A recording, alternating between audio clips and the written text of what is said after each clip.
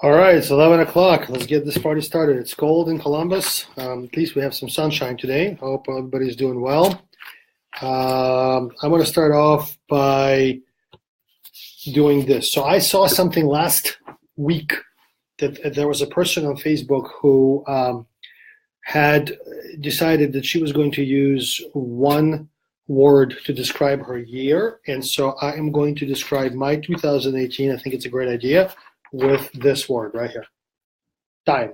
So that is all I have left in my life is time. So I'm going to try to be very, very cognizant of my time and figure out what my time gets spent on, who and how, who I'm going to spend my time with, activities that I'm going to use to be productive, to make revenue, and people that I'm going to surround myself with, because time is extremely precious.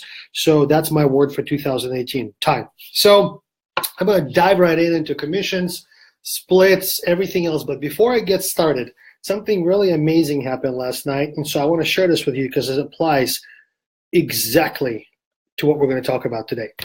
So I was online watching a couple of threads and, figuring out what everybody's doing nowadays and which companies are coming to the marketplace. And so I'm not going to mention any names of companies, but I'm going to talk about one specific company that's coming into our market and has come into other markets. And they use really important words like disruptor and other things. That this is an amazing thing. So I was in a meeting. I've done the plunge though. I've taken the plunge twice and watched a full presentation online and a full presentation of their virtual world as well about 10 months ago before really diving into trying to figure out what is it that they do.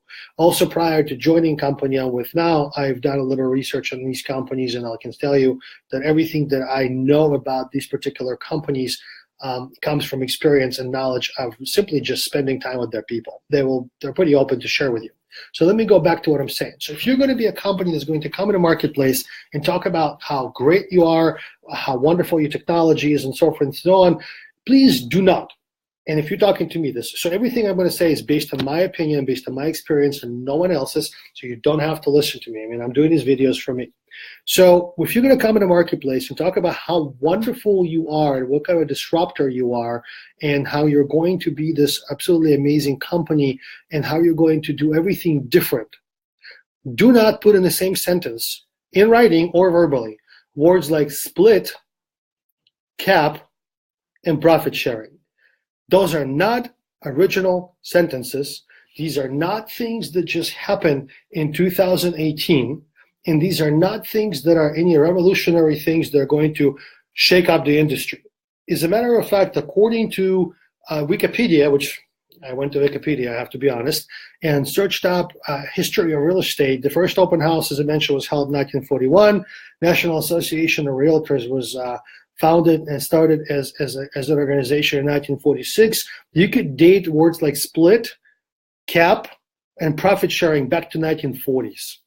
So if you're such a revolutionary thing and you are a brand new company coming in the marketplace and you're going to shake up the market, pay me in Bitcoin. Pay me in Bitcoin on the spot, or give me something that is so revolutionary that is going to make me jump through hoops to come join you. If you're going to put me in a room and tell me about your splits and tell me about your commission structures and use words like cap, there's nothing new about you. Zero. If your tools are better than mine, we can talk about tools. If you're going to tell me about how wonderful your revolutionary systems are, if there is even such thing, fine, I'll listen to that. But if you're going to tell me you're going to disrupt the market and be a brand new company that's going to shake up everyone, do not words split, cap, and profit share. Nothing revolutionary about that. Nothing new about that, okay? So now I got that off my chest because I spent an hour yesterday talking to someone and it was a wasted hour, but it got me fueled to the point where I said to this individual, there's nothing new about what you're proposing, zero.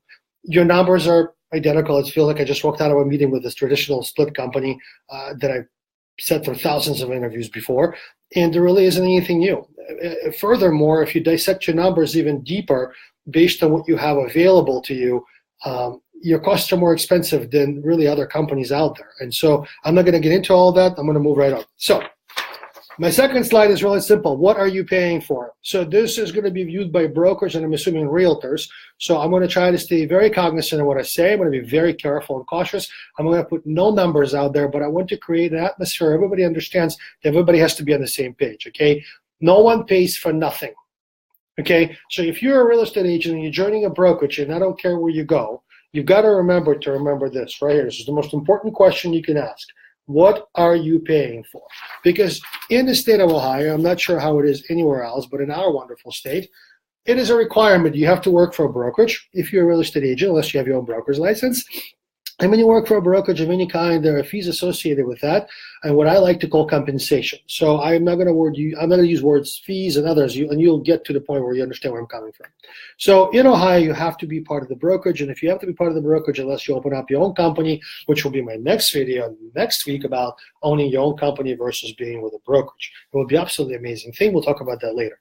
But at this point, let's focus on the rules and regulations of what we have right now going on in the state of Ohio, I'm assuming across the whole country. If you have to belong to the brokerage and you're going to be with someone, this is what you want to ask. What are you paying for? It doesn't matter if your split is 70-30, 60-40, 50-50, and whatever split you are. Let me put it this way. A very smart person told me a long time ago, 30% of a zero is a zero.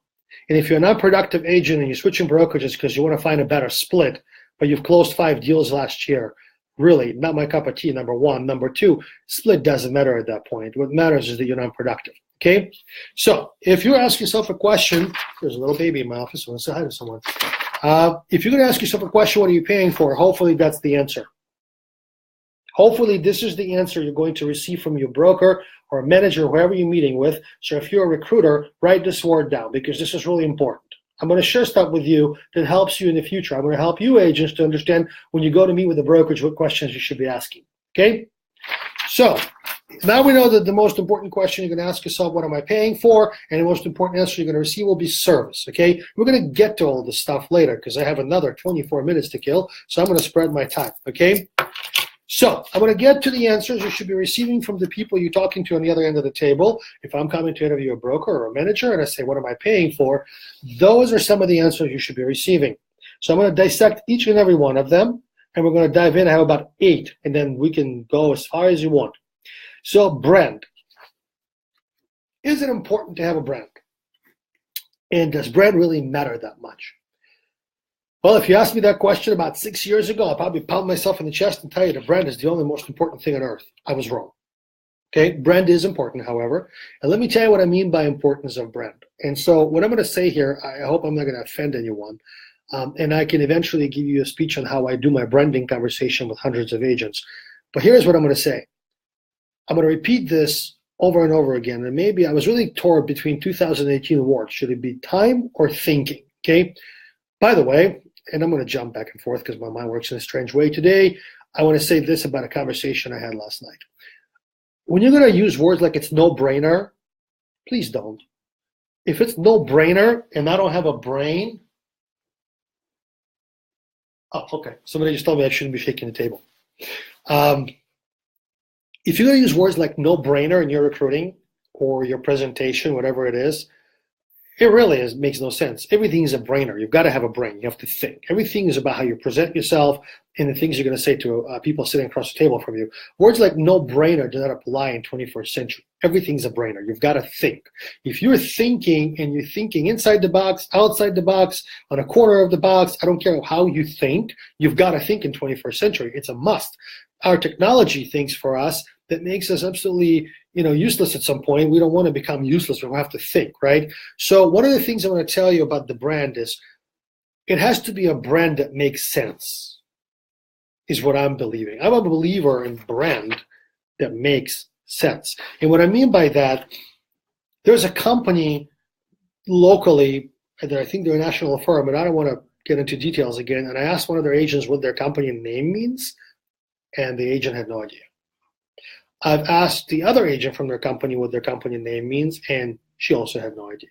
It helps, and this is my suggestion to you sitting here across from this camera, that if you're going to join a company, at least know what the meaning of the name is.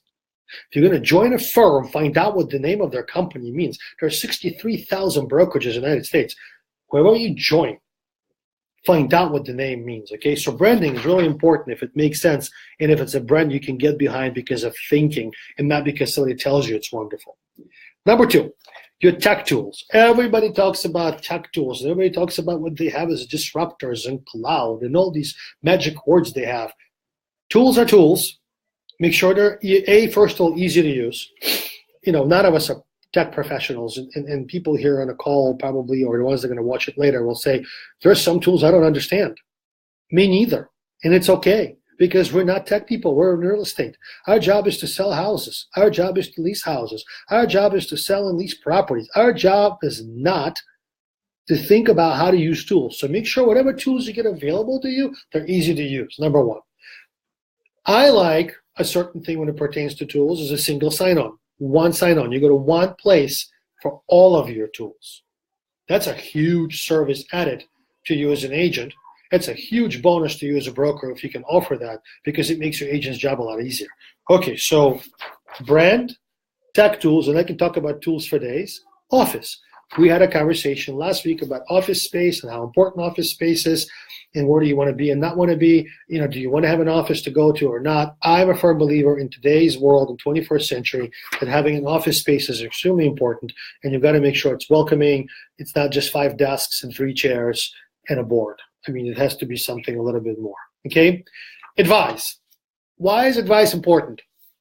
When you're going to pay someone for their services, you have to make sure that there are people inside the brokerage that can provide you with an advice. And what I mean by an advice, there are people that can help you. There are people that can tell you, here's what I would do. Here are people that have years of experience combined that can help you, achieve or overcome or whatever that may be. You have a knowledgeable broker. You have a knowledgeable person behind the manager's desk. That you have legal assistants that if you need problems arise, hopefully they're not, but if they do, that you've got legal staff that your brokerage can tap into and hire or have on payroll or have on retainer. So those are all things what I mean by advice. Make sure you're paying someone. So when you're asking somebody a question, okay, so I'm going to be on 60-40 split and I'm going to cap at $23,000 and you're going to offer me this, you have to ask a question, what kind of advice can I receive? Who's going to be guiding me? And if there is a problem, do I pay for legal services or the brokerage offers it? So all the questions you have to ask. The one at the bottom is lead generation, lead gen. Every company has their own. Everybody says that they have wonderful systems. Just make sure that it works, okay? Everybody can tell you, we've got this unparalleled lead generation system that's going to bring you all this money and make you a lot of money. And so, next thing you know, you're talking to an agent, and the answer is like, well, I really haven't closed anything, or my ratio is really low, or the leads are typically bad, or so forth and so on. Make sure that works. I'm not going to spend a lot of time on that. So I'm going to go on my sheet 2 of services. Make sure your company provides you a CRM, or at least guides you in the CRM world, or tells you where CRM perspective is. It doesn't matter if it's something you like or dislike, but make sure there is some kind of CRM in place that helps you work through your day. Because without systems, another word that I was going to use for my 2018 is systems. We did our 2018 goal setting, planning, marketing, scheduling stuff on a 16th, and one of the biggest things we found as a common denominator amongst all of them was one thing: systems. If you have systems, you'll do all well in 2018, because the consumer's a lot more faster than us anymore because of this wonderful thing called internet. Mobile tools. Make sure that your company offers you mobile tools such as apps or something on your signs where your clients can reach you and get information immediately about the listing. So make sure your mobile connect systems are working the way they're supposed to and how they're supposed to work, and they do what they're supposed to do also. It's not just like, oh, I've got this app, but it doesn't work. I hear that a lot. We have a great app in the company, but nobody can really seem to use it because it's really not updated. Well, make sure it works, right? So with all these things, with all these services, the key is make sure it works, right? Cloud services, how do you store your documents? Where do you move your contracts? How does your broker access information from your deals and communicates with you? Where do you find information from your brokerage or your managers or anything else? That either be in Facebook pages that you use as a company or a buddy system, whatever you have going on, make sure there's some kind of cloud computing service that you could put stuff into, access immediately, and that your brokerage offers it to you. So that should be another service. And also on the bottom, cutting edge. And what I mean by cutting edge, I don't mean something that you have to really constantly seek brand new things, but make sure people you work with and affiliate with are not just a bunch of people in a boardroom that are sitting around and cutting checks every morning to see how much they can drain out of the company, but also they give back to the company and they look into finding out how they could better the lives, or at least they make it look like they're making it better for you, because at the end of the day, we all understand this is a for-profit business and it's okay to be profitable. So we want companies that we're with to be profitable. We want them to make $1 or $2 or $3 or whatever, how much money they need to make, because if they're profitable, we're profitable, right? So it works kind of that way. But at the end of the day, make sure people that are at the top, whoever that may be in your situation, if you're a homegrown independent brokerage, and you're in a local market, you're an independent is what they like to call them. I don't really think independent is really a fitting name. There's all these names for brokerages, a franchise, and then so for independent, they call them independents. I don't know that they're independent. That's a whole different video. I think maybe I'll do about how really independent brokers are, because they're pretty darn dependent on a lot of things. And so if they become truly independent, I don't quite see them existing anymore. So we'll eventually spend time on that maybe one day. But whatever brokerage you're with, and if you're with the independent, make sure that people at the top investing back in you and your company, okay? And if you're with a franchise, make sure people at the top, wherever you belong, spending money on the franchise and tools and so forth and so on. So make sure all that evolves, right? So let's dive into these 3 words that I find absolutely hilarious. And the reason that I find them hilarious is because for the last 15 years, every single person in the real estate industry has been trying to disrupt it. Everybody's been yelling that they want to disrupt the real estate. They want to have the newest and the latest. So here we go. That,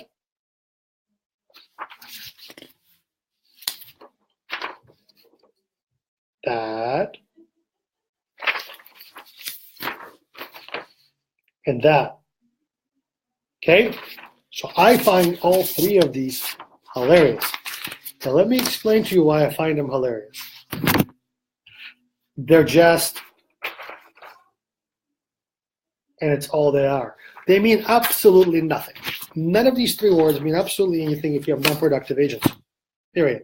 If people in your business do not close deals, they could be on the best split in the world, but again, as somebody said to me a long time ago, 30% of a zero is a zero.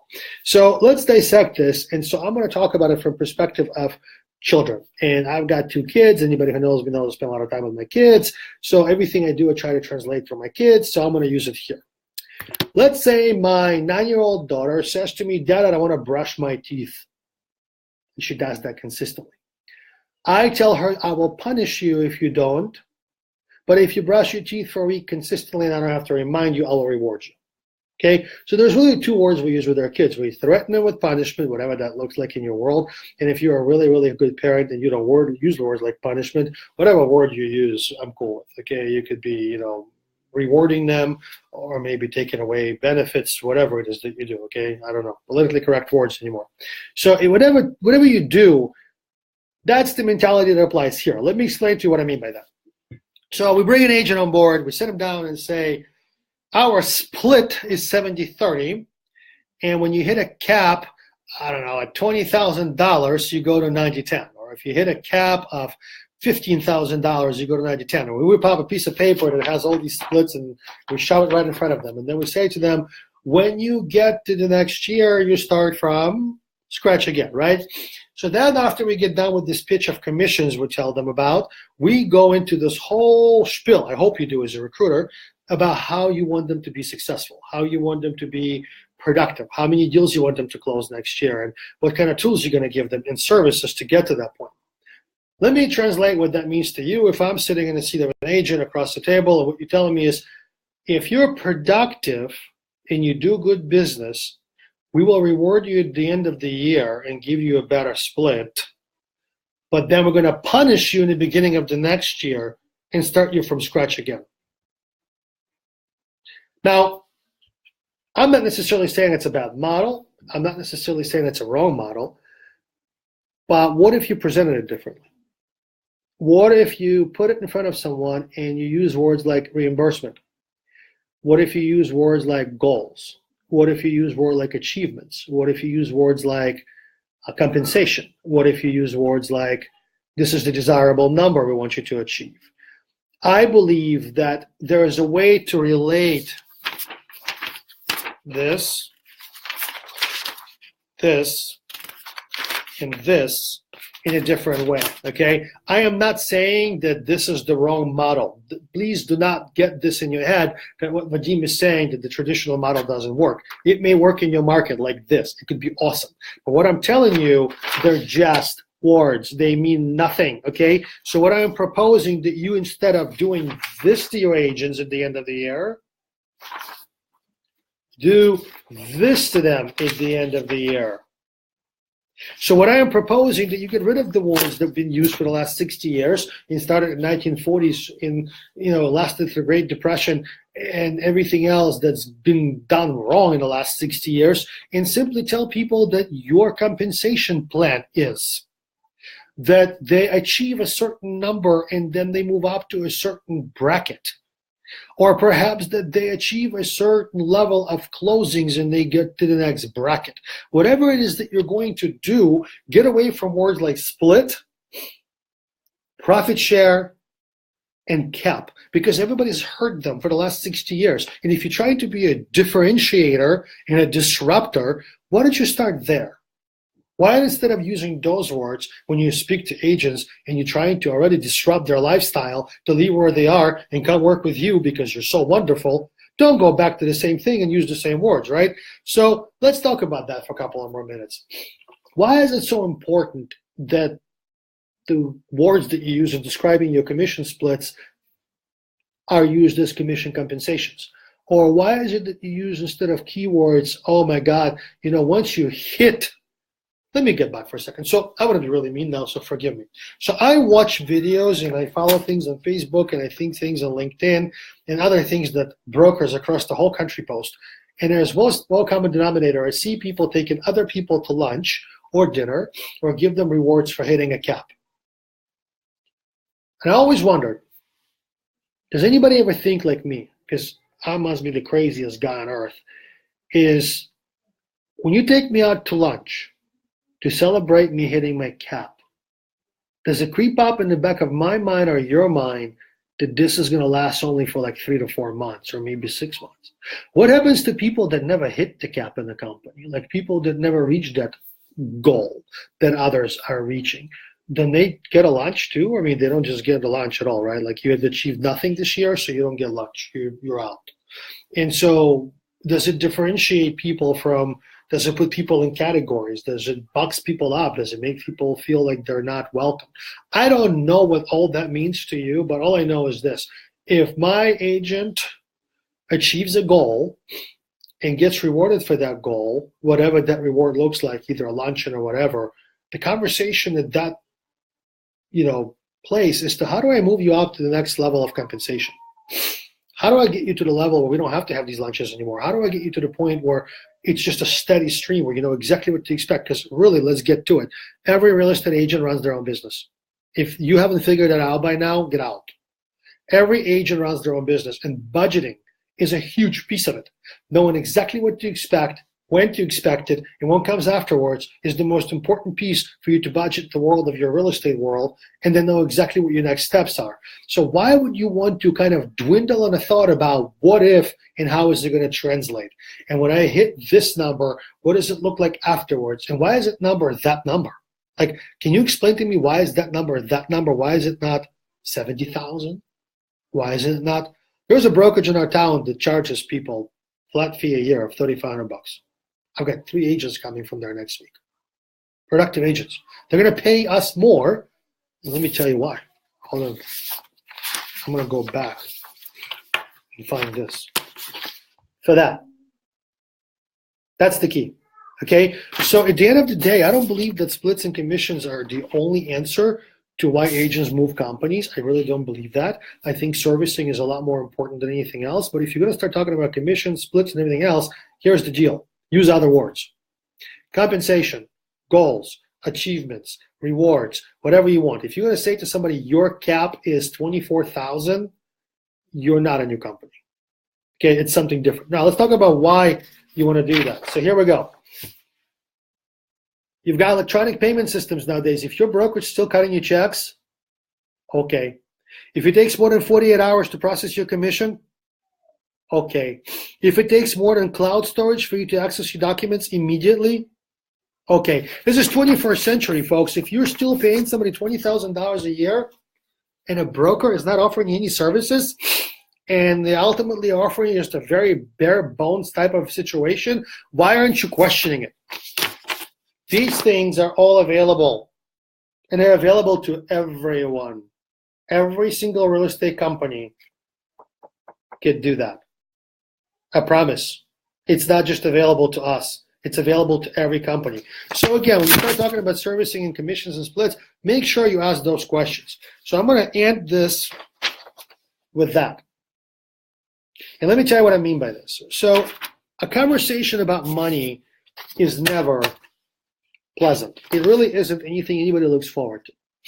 Every single real estate brokerage that I visited, spent time with, brokers I spoke with, managers, they all drop the moment that they talk about money because they know there's somebody out there that's cheaper. It's like almost going to a store and knowing, am I buying the right thing for the right price, right? So if you're going to go into this battle, this conversation with a real estate agent thinking that, oh my God, how am I going to approach this conversation because there's somebody out there cheaper and could do it better than me, then you're already losing, right? So therefore, this is how you go in that conversation. And let me explain to you how you do that, okay? We're going to end with that. It is a lot easier to talk to a real estate agent when you're discussing with them their goals and their objectives and why they want to reach those goals and objectives, and use words such as achievement, compensation, reward, whatever it is that floats your boat. You can open up a dictionary and match them with words like cap, split, and profit share. That's number one. Number two, make sure that you're consistent and precise so that when you explain your service proposition, and did you hear what I said? Service proposition, not value proposition. You carry no value. There are 63,000 brokerages in the country, and if your service proposition is weak, your value doesn't exist. Okay, so when I go to a brokerage and they tell me, well, our value proposition, I leave. Because the value proposition means nothing. The service proposition is what I'm going to pay you for. The services you're going to offer me. So make sure when you sit down with an agent, you get in the frame of mind that you're going to propose them something that's service-oriented. So if you're going to do a service proposition and it's positive, and you're using keywords that are newer, agents haven't heard before, because when they walk out of there and someone's going to talk to their peers or a manager in the other company, and somebody says, so what's their split? You know what they're going to say? They really don't have a split. They have a compensation plan. Or if they say something like, well, what's their cap? Well, they don't have a cap. They have a goal achieved. Those are the things that are important in the 21st century versus the words we used in 1941 when the NAR was, or 1946 when NAR was founded. And founded by people that really didn't care at the time because there were only so few of them that they only worried about their own land and their own services. Now we have almost, 1 million real estate agents, almost 8,000 of them in Columbus, Ohio, and only maybe a few that do business. But at the end of the day, the ones that do business, it's a very common denominator that I hear them in conversations say, well, what's your split? And, what's your cap? And our profit sharing margins are this, and that. Let me ask you another question because I don't want to open up a can of worms. What does profit sharing even mean? And so when you start dissecting into profit sharing in real estate companies, there's a really interesting article while I'm doing this. I'm going to look it up that came out a couple of days ago. And I don't know if you read stuff outside of, I don't know what you read. So there's a thing called The Real Deal, right? I'm going to show you if you could see this. It's called The Real Deal. The Real Deal is an interesting publication. It really talks about real estate stuff. Again, I'm going to show people. I just got a message saying, what is it? The Real Deal, okay? The Real Deal is the New York Real Estate News. And it's published in New York. And I highly subscribe to you look into other markets to answers you may seek, because in your market, if nobody's doing anything different, you know where you end up. And the interesting part of this article is called Welcome to the Real Estate Tech Graveyard. I don't know if you can see this or not, okay? And the article starts with that there's, let me find the number, currently 175 companies in real estate tech space nationally, and the number is that 75% will be closed in the next 2 years. Out of 175 new startups in the tech world of real estate, 75% will be closed within the next 24 months. I highly recommend you read that article, okay? A lot of it has to do with the profit sharing models, because if you profit share with agents that are not closing deals, there's no profit. I mean, I hate to be this way.